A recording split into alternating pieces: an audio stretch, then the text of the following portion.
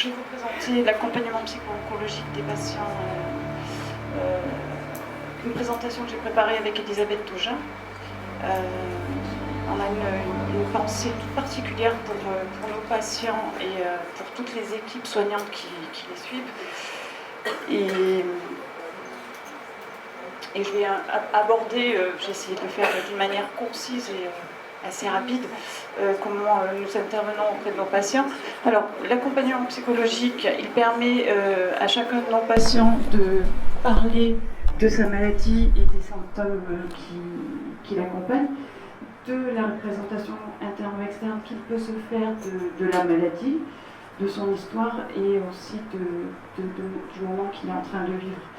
Cet accompagnement, il va aussi permettre aux patients d'exprimer ses affects, qu'ils soient passés ou présents, ravivés par l'annonce du cancer. Et notre rôle à nous, ce sera d'essayer de donner des réponses à toutes les questions que peut se poser chacun de nos patients. Il est vrai que le partage des soucis les rend beaucoup plus acceptables. Alors, nous intervenons par rapport aux patients et à leur entourage à la demande des médecins et des équipes soignantes. Nous intervenons à différents moments, dans un premier temps au moment de l'annonce de la maladie, puis pendant les traitements, que ce soit de la radiothérapie, de la chirurgie ou de la chimiothérapie, et puis après la fin des traitements, pendant les suivis, les contrôles et éventuellement s'il y a une annonce de récidive.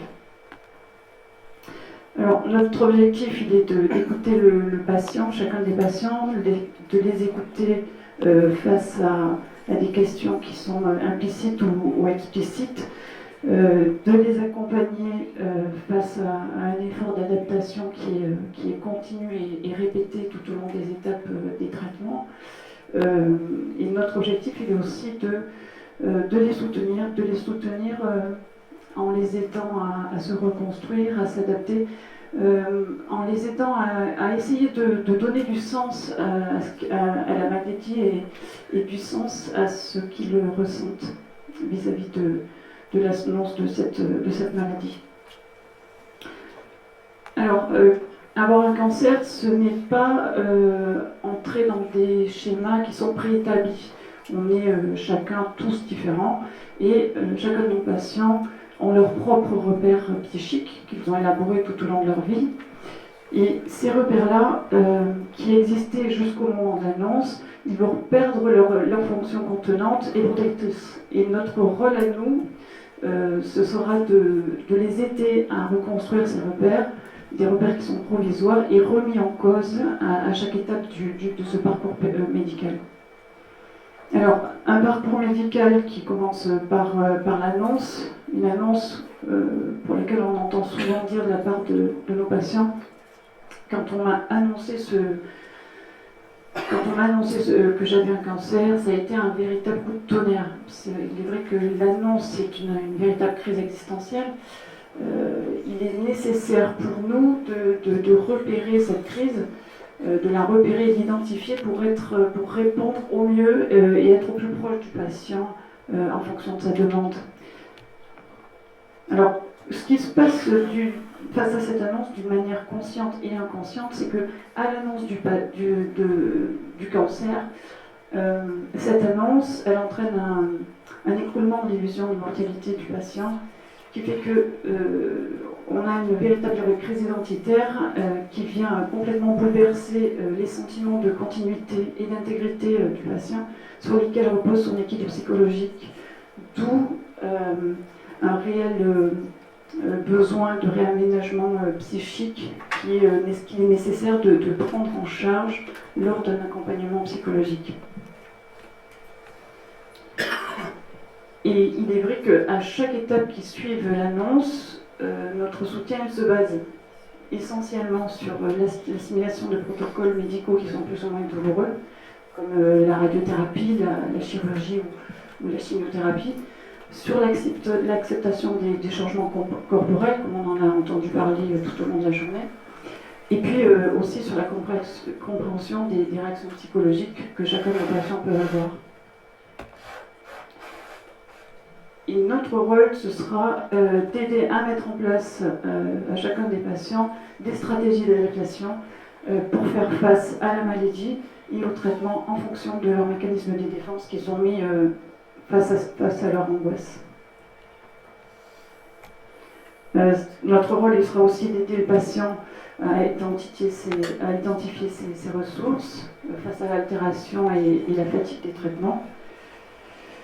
Et il est vrai que pendant les traitements, ça aussi on l'a vu tout au long de la journée, on a une véritable atteinte corporelle, une modification du schéma corporel qui entraîne une atteinte de l'image du corps, ainsi qu'une image narcissique, cette image narcissique qui garantit notre sentiment d'exister. Et c'est vrai qu'il est parfois difficile de garder ce sentiment d'existence en cours de traitement, d'où le besoin d'exprimer l'angoisse que l'on peut rencontrer pendant que ce soit la radiothérapie, de la chimie ou la chirurgie.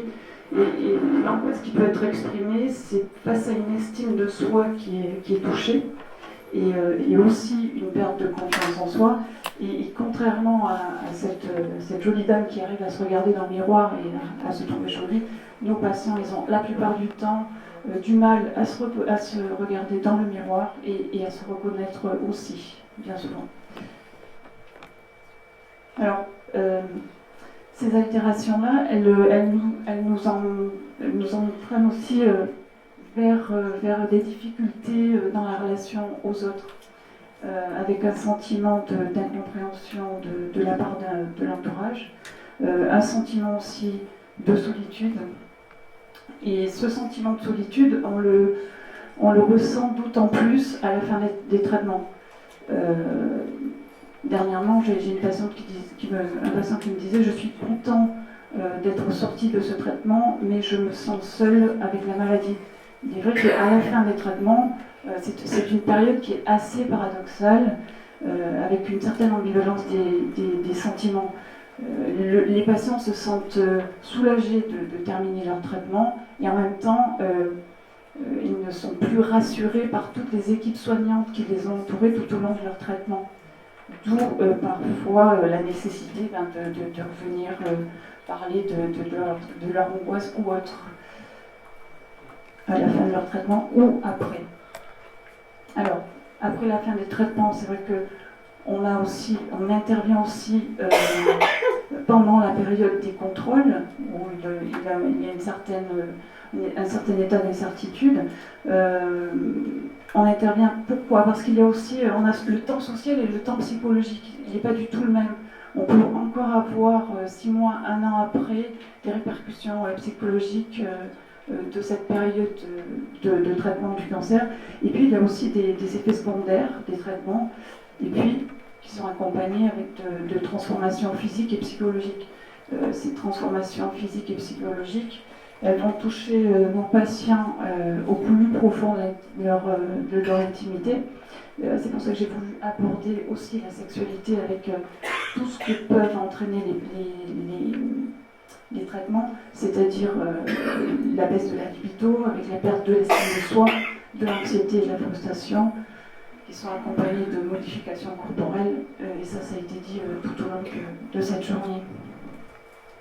Une sexualité face à laquelle on va les aider à la poursuivre en fonction de ce qu'elle était avant l'annonce du cancer, pour aider chacun des partenaires à retrouver une communication avec son conjoint, et puis éventuellement de proposer une rencontre, une consultation du couple.